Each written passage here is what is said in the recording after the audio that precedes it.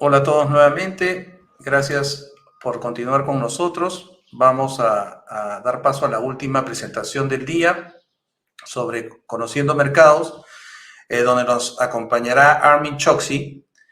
Armin dirige el Centro de Fondos de Inversión de Asia de Pricewaterhouse y el Instituto de Investigación de Gestión Patrimonial y Activos de Asia-Pacífico con sede en Singapur.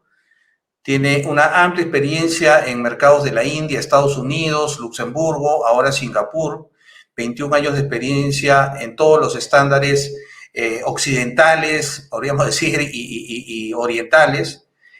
Ha sido líder del proyecto de la nueva legislación de la nueva sociedad de capital variable, el BCC, ¿no? El Singapore Variable Capital Company, y actualmente es copresidente del grupo de trabajo del pasaporte de fondos de la región de Asia-Pacífico del Foro Financiero Internacional. Good afternoon, Armin, or good morning. Good morning in Singapore. Good morning. It's a privilege for us to hear about your presentation on the Armin, Asian markets. para nosotros escuchar tu presentación sobre los mercados asiáticos. Estamos muy ávidos de escucharte. Muchas gracias. Muy bien. Bueno, buenos días a ustedes o buenas tardes quienes están en otras zonas horarias. Es un privilegio para mí presentarles esta sesión. Estuve en Lima hace unos 4 años y otro tanto de tiempo estuve en Santiago. Es un placer conectarme con el mercado latinoamericano y hay unos puentes importantes en crecimiento y en industrias en ambos mercados. Hay una muy buena afinidad y afiliación. Estoy muy contento de estar aquí con ustedes. Para comenzar,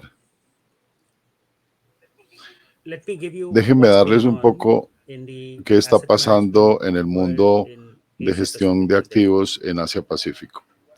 Estamos hablando un poco más de manera temática, en lugar de darles estadísticas y se vea un poco árida la presentación. Yo quiero que sea un poco más contextual y darles un poco de patrones. Ha habido un foco muy importante para fondos de inversión alternativos en Asia-Pacífico en los últimos 3 o 4 años. Muchísimos fondos de pensiones y fondos soberanos están aumentando los fondos en Australia y asignación de fondos a Australia y en la industria AUM para maximizar requerimientos de rendimientos. La industria ha aprendido muchísimo durante el COVID, durante la pandemia. Ha habido un récord de levantamiento de fondos, sobre todo estrategias líquidas, ESG, paréntesis de traducción, medio ambiente, social y gobernanza, ha generado mucho interés de directivos que están interesados en APAC, entonces área Asia-Pacífico, y en sus transacciones están generando ese filtro de ESG, en identificar de localizaciones para montar negocios y empresas. Se ha vuelto muy importante Asia-Pacífico, sobre todo desde un punto de sensibilidad geopolítica en la región. Existe mucho foco, como dije, en ESG, en medio ambiente, social y gobernanza. Se está volviendo algo general, de una gran corriente, mucho interés en productos de ahorro y de jubilación o de pensión. Todo el mundo ha estado, después de la pandemia, empezó a ponerle atención a ahorrar para su retiro, para su jubilación y para su salud. Entonces, muchos fondos de pensiones están creando unos productos especializados para pensiones, jubilaciones y retiro, porque muchos países en APAC, en toda la zona de APAC, no tienen un sistema de pensiones centralizado o muy evolucionado. Entonces, los individuos son los que tienen que ahorrar para su futuro. Entonces, los gerentes de activos o asset managers están saltando a ese llamado. Hay mucha competencia, eso sí, muy intensa en Asia-Pacífico. Shanghái, Shenzhen, Shanghái se está volviendo muy fuerte. Hong Kong también. Se trata de mantenerse relevante en el mercado, Shanghái obviamente lo opaca en tamaño, pero Japón, Tokio metropolitano ha creado un esquema especial, un centro financiero que está trayendo asset managers. De hecho, están haciendo un abordaje muy dirigido, muy segmentado en Hong Kong. Los fund managers ahí están poniéndose un poco nerviosos, entonces Hong Kong está abriéndose un poco, dando visas especiales, relajando inmigración, aplicaciones para licenciamiento de negocios y establecimiento de empresas. Singapur, por otro lado, la nación ciudad-estado ha generado un crecimiento importante en asset managers en los últimos 2 años, ha sido muy agresivo, sobre todo por la introducción de estas compañías de capital variable. VAC. VAC es como un SICAV. Ustedes de pronto conocen en Latinoamérica más SICAVs, pero es una empresa novedosa, tipo de empresa que se llama empresa de capital variable. Como venía diciendo, ha habido una competencia muy intensa en Singapur, que acaba de lanzar su concepto de Variable Capital Company,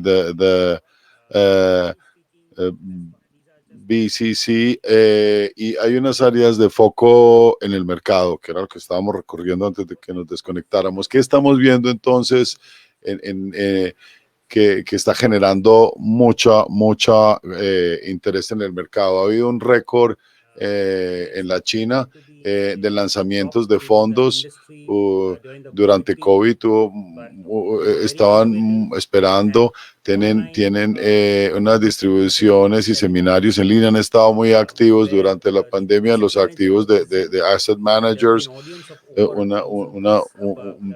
miles y miles de personas asistiendo a sus seminarios y a sus contenidos, y las personas pueden hacer clic para comprar estos fondos de una manera muy dinámica. Ha sido una manera muy exitosa hacer roadshows y traer a la gente mucho más exitoso que los roadshows tradicionales en vivo. Singapur, Malasia, Tailandia, Indonesia y Hong Kong han introducido el concepto de los bancos digitales, proveedores, digamos como aplicaciones de compra en línea, de taxis, etcétera, y demás, están entrando a ofrecer servicios financieros. Tienen ahora una especie de audiencia cautiva, entonces están entrando a servicios financieros con un régimen de licenciamiento especial para ingresar a ese mercado de bancos digitales. Los asset managers están detectando este banco digital, una oportunidad muy interesante para distribución. Y el mercado australiano, por otro lado, después de un cambio regulatorio muy importante, un gran cambio, ha habido ha habido un desmonte de piles verticales, los bancos han sido abiertos, sus brazos, digamos, de wealth management ha habido escisiones y ha habido aperturas y decisiones empresariales, y todo el mundo está pudiendo adquirir y tener acceso al mercado australiano. Así que se está abriendo un mercado que antes era un poco más cerrado.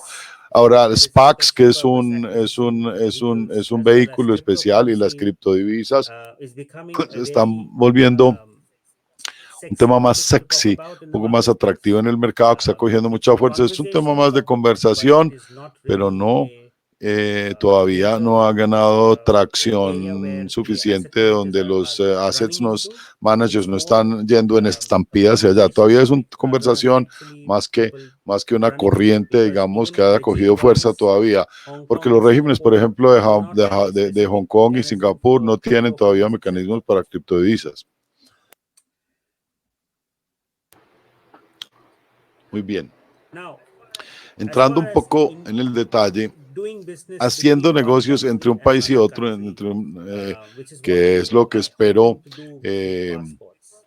lo que esperamos hacer a través de los passports o los pasaportes.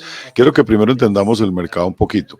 Esto no es tan rosado y tan bonito como uno lo ve. O sea, hay que entrar al fondo. El mercado latinoamericano, por ejemplo, tiene gran diversidad en la sofisticación de las economías, hay gran variedad, y al ritmo en el cual la industria de asset managers está creciendo en Sudamérica, y el interés de los reguladores en crecer ese negocio. y crecerlo en otras latitudes. Esta es nuestra reflexión sobre cómo, qué tan diverso es la demografía del mercado. Y pueden ver, pongan atención, hay poca homogeneidad. Para que exista un esquema, un plan en diferentes mercados, ustedes tendrían que tener una cancha niveladita, más homogénea, por lo menos un régimen de tributación, de impuestos regulatorio y de entrada, de reglas de entrada de mercado para poder tener la habilidad de vender productos en mercados abiertos. Entonces, como ven, hay mucho caos, muchos más rojos y naranjas que verdes. Espero que en algunos años haya más verdes y sea un poco mejor el escenario para hacer passporting o para poder hacer puentes de éxito y que los equipos de ustedes sean exitosos en estos mercados.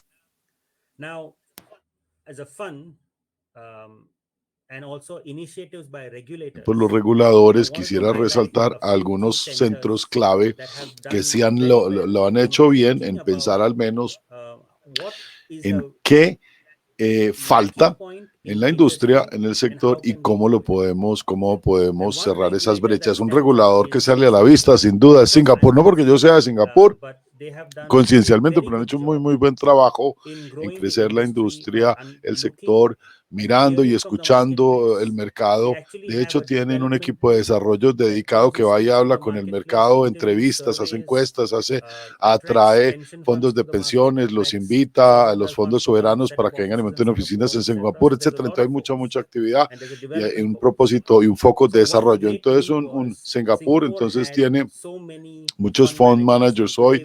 Tenemos más de 1,000 ya en la isla, en la ciudad-estado, pero tenemos pocas estructuras fondeadas, digamos que son oficinas más de papel, no tan fondeadas, y otros están. VCC, el nuevo concepto de compañía de capital variada, fue introducido solo un mes antes de la encerrona en enero del 2020, antes de que empezara la pandemia, y hoy tenemos 450 VCCs en solo 22 meses, hace un crecimiento vertiginoso.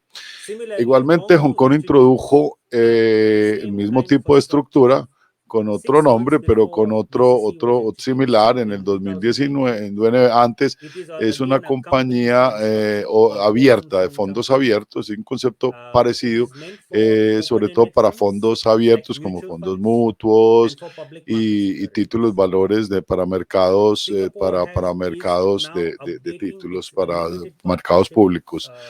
Es una actualización para la estructura de Limited Partnership, de compañía de sociedad limitada. Se ha mejorado, se ha modernizado un poco para estar más a tono con el mercado. Y para responder a eso, Hong Kong introdujo también un régimen de Limited Partnership en el 2020. Es muy nuevo, es una nueva iniciativa. Paréntesis de traducción, no confundan LP con LLP.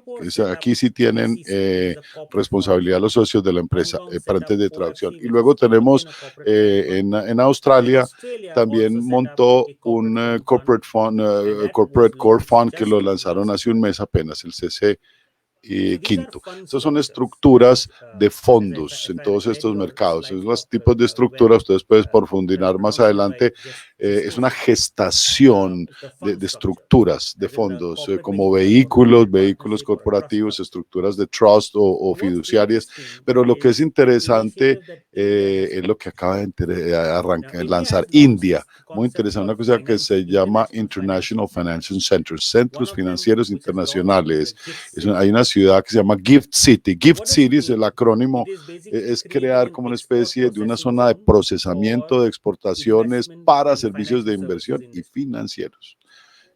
Entonces, las leyes locales no aplican a ese centro, está blindadito. Las regulaciones locales permiten que los extranjeros y jugadores extranjeros jueguen ahí sin tener impuestos locales y sujetos a leyes de títulos, valores, etcétera. Y por lo tanto, prácticamente pueden en una zona de exportación e importación libre de servicios financieros. Tenemos iniciativas parecidas en Dubái, que se llama DIFC, en Abu Dhabi se llama EDGM, en Mauricios, IXC, pues hay varias. Es como, es hacer, digamos, como un offshore, como un centro offshore en tu propio país, como que estuvieras offshore. Ahora, esto acaba de lanzarse, es muy interesante, las leyes están empezando a gestarse, muchos proveedores de servicios están registrando, aprovechando y registrándose custodios, trustees, fondos de fiduciarios, administradores de fondos. Entonces está cogiendo mucha tracción, la regulación está empezando gradualmente a aparecer para coger. Ahora vengamos al punto central de la presentación, que es passporting. En Asia, como les expliqué, la demografía es bastante heterogénea. La mitad de los países están bajo sistemas de ley civil y la otra mitad common law, ¿cierto? Lo uno de la ley similar a más parecida a Sudamérica o de raíces francesas y el otro raíces anglosajonas, para de traducción. Tenemos algunos países que tienen problemas de control de divisas, al igual que mercados que no tienen fronteras abiertas y hay que o montarse localmente o pedir permisos para vender fondos en los mercados locales. Entonces, para resolver todo este problema, el régimen de passporting se introdujo. El primero que se introdujo en el 2016 fue el ASEAN, la Asociación de Naciones del Sureste Asiático, que son 10 países del sureste asiático, 10 países. Ahora, de esos 10 países, solo 3 firmaron un régimen de passporting, que es Tailandia, Singapur y Malasia. Entonces, el año pasado, 2020, la Filipinas se unió a este club. ¿Qué hace? Es un régimen que una vez que usted cumple las condiciones de un asset manager, que un historial de 5 años, 300 millones de dólares en AUM, tenemos una estructura de fondo, hay obviamente ciertos umbrales y ciertos requerimientos, entonces puedes vender en un fondo de Singapur en Tailandia, un fondo Thai en Malasia, un fondo filipino en Malasia, y así, entonces pueden hacer fondos transporting tras fronteras, entonces es bien dinámico, entonces solo está restringido a estos 4 países hoy. Por hoy, otros mercados como Indonesia, Vietnam, todos están muy interesados mirando el tema, tienen un poco de nervio de meterse porque les preocupa porque sus propios leyes de fondos son un poco más rígidas, ¿no? Ahora, esa es la realidad, hay muchas diferencias en madurez del sector, madurez de los mercados, entonces esta iniciativa se demora mucho tiempo en decantarse por esas diferencias para tener éxito. Ahora, ASEAN CIS no fue exitoso al principio, de hecho al comienzo fue muy tortuoso la historia, los reguladores estaban preguntándose por qué la gente no está lanzándose al tema, entendieron los problemas y las razones, hicieron los cambios a los regímenes.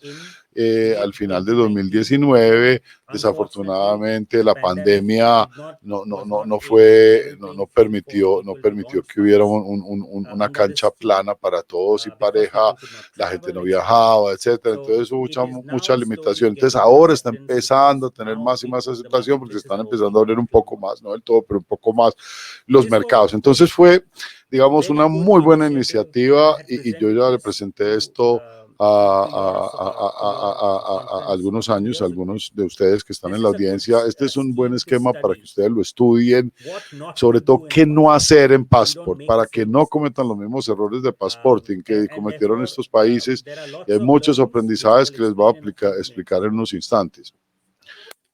Existe otra iniciativa de passporting que se llama ERST, que está bajo el paraguas de APEC, que es la cooperación Asia-Pacífica, Asia Pacific Cooperation. Fue, digamos, el campeón fue Australia, que fue el anfitrión, digamos, y el coanfitrión, digamos, hasta ahora tenemos Australia, Nueva Zelanda, Japón, Corea del Sur y Tailandia, y que están participando. Esto se lanzó en febrero del 2019. Una vez que se arranca en este esquema, se dieron cuenta, uy, se nos olvidaron los impuestos, qué detalle, y todo el mundo empezó a arreglar el tema de los sistemas de impuestos. Después de que lograron medio mejorar los impuestos, estábamos en medio de la pandemia, o sea que se retrasó mucho el proceso. Se alargó mucho. Ahora apenas están empezando a coger tracción, a publicitarlo un poco más, o este esquema de Asia Regional Funds Passport, Hong Kong, Singapur y las Filipinas, y Taiwán también, Taipei, ¿no? La parte, están también interesados en unirse a este esquema y ya han mostrado interés y expresar. Desafortunadamente solo hay un fondo, uno, pero recuerden que esto comenzó durante plena pandemia, se demoró mucho. Obviamente los reguladores estaban reuniendo cada 3 meses como parte de este consejo, pero durante la pandemia no hubo ninguna reunión, se congeló. La primera apenas va a hacerse 18 meses después, creo que en algunos meses va a ser la primera después de toda la pandemia. Entonces, ¿qué aprendimos de ARFP y Asian CIS?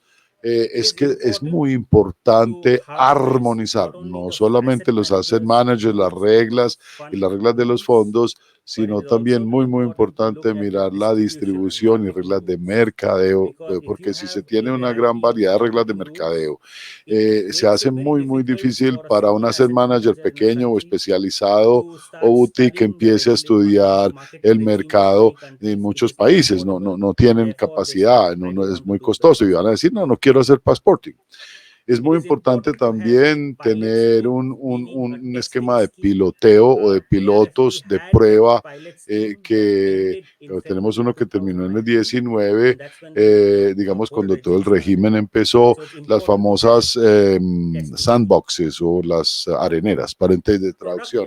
Elegibilidad de reglas y de productos para esas reglas de passporting tienen que tener sentido para el mercado local. Entonces hay que tener muy en cuenta lo que necesita el mercado local, las necesidades.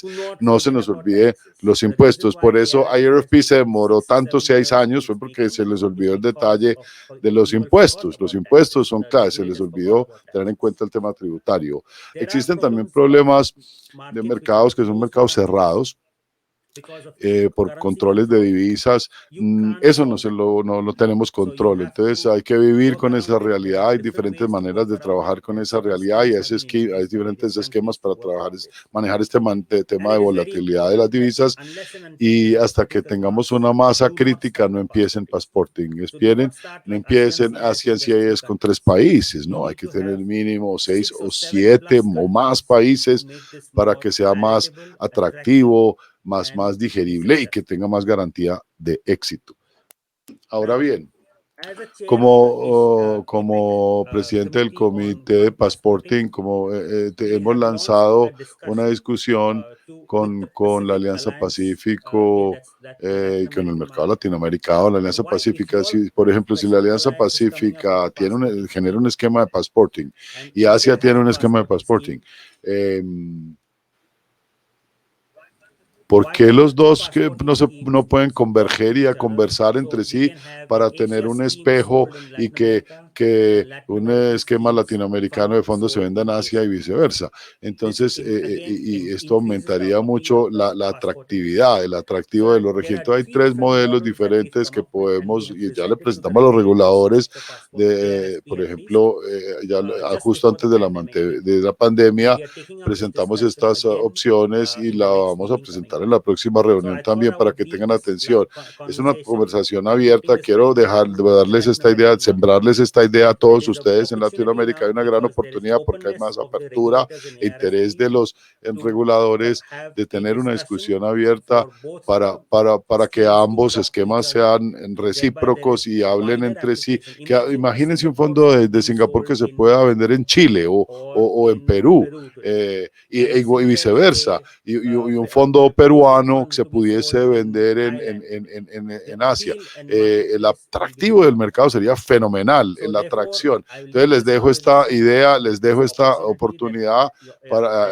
Hay apetito en este momento, hay un momento oportuno, están abiertos si hay interesados en este mercado de los reguladores. Hay muchas publicaciones en PricewaterhouseCoopers, hay muchas publicaciones, hay publicaciones de asset managers dedicadas sobre esquemas. Les recomiendo que las puedan googlearlas, las pueden bajar y las pueden. Yo soy un partner en Asset Management Practice en Singapur, dediqué toda mi vida en Asset Managers en Mumbai, desde Mumbai, Boston, Nueva York y otras latitudes. En los últimos 5 o 6 años he estado concentrado en iniciativas de política para gobiernos y también ayudando a gestar legislación y ahora en Asian y RRP. Entonces voy a pausar aquí, voy a dejar de hablar un poco.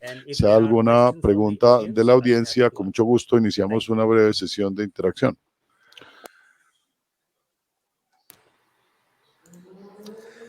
Muchas gracias, Armin, nuevamente por compartir tus perspectivas. Agradecemos muchísimo tu participación. Estamos esperando tenerte de regreso nuevamente pronto. Muchísimas gracias por tu tiempo.